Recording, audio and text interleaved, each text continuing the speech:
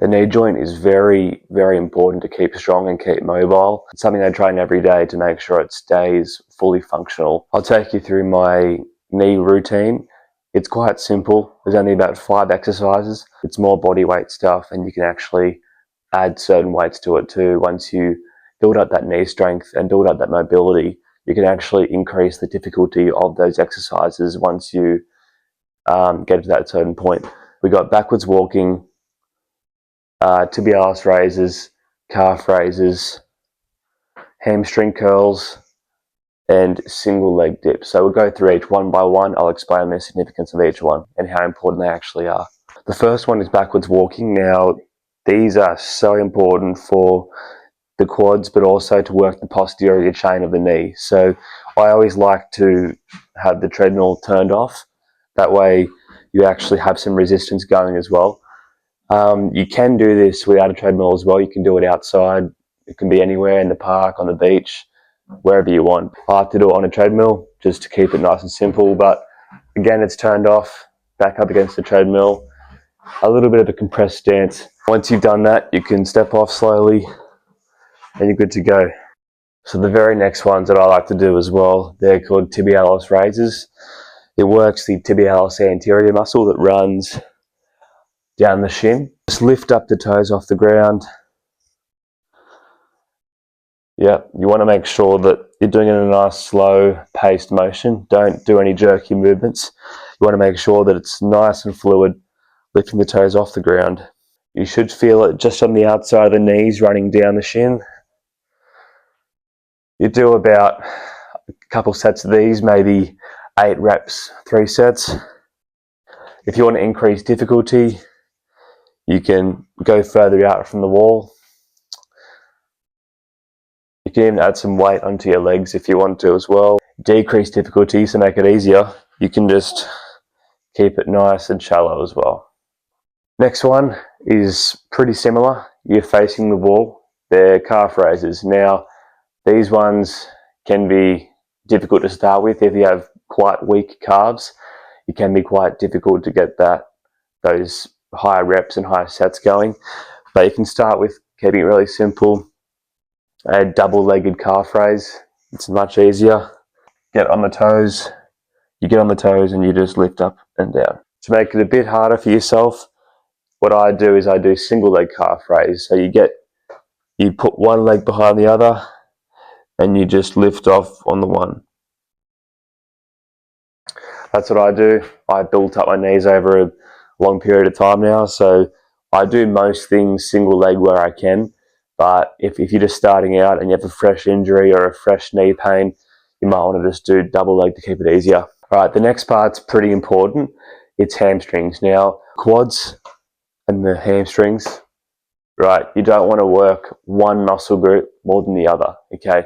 If you work the quads more than the hamstrings, the push-pull will be thrown out completely, okay? That's when knee pain can actually start, or knee injuries can actually start to get worse. So the quads and hamstrings, right, they're both attached to the knee. So if one's pulling on one more than the other, it's going to be thrown out of whack pretty easily. Same as the hamstrings. If you don't work the quads at all, but you work the hamstrings more, again, that push-pull on the knee is going to throw it all out. So you want to make sure you work them both very evenly, okay? However, before surfs, when I go for surfs in the morning, I always make sure I loosen up both, okay? If I loosen up just the hamstrings and then strengthen the hamstrings and the quads will stay tight, meaning the push-pull is still thrown out of whack.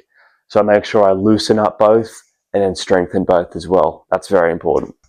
I always get a foam roller and roll out the quads and the hamstrings on the ground. It helps it really loosen up before you start strengthening, which is pretty important as well. If you don't loosen up the quads and the hamstrings and you just go out and play sport and you keep tightening them up, that's when injuries occur. That's when hamstring tears occur, and it's not very good from there. So you want to make sure you keep rolling out the quads as well. Once they're both rolled out and feeling nice and loose, hamstring curls on the exercise ball. If you're doing this movement correctly, it should feel difficult. If it doesn't feel difficult, it means you're doing it wrong, most likely. So you want to make sure your hips are nice and high. Beginners make the mistake of just letting their hips drop. You want to make sure your hips actually stay elevated the whole time. Put the hips high, nice and even along there. Then you curl the heels. And you curl the ball in towards your glutes. If you're doing it correctly, you should feel it burn the hamstrings. It's not a very comfortable one, but it does the trick. Last but not least, we've got the single leg dips. Now, this can be done with 2 legs as well, but again, you can start off with 2 and then progress to 1 if you can, because 1 is the most effective, I'd say. We have a slanted board here. You don't have to use a slanted board. We got one of these I purchased. I can leave a link for it down in the description if you'd like. So yeah, you can check that out too. It's got 2 levels, a mild slope, and then a much steeper one as well. So what you're going to do here, you don't want to move too many things at once. Think about only hinging at the knee joint.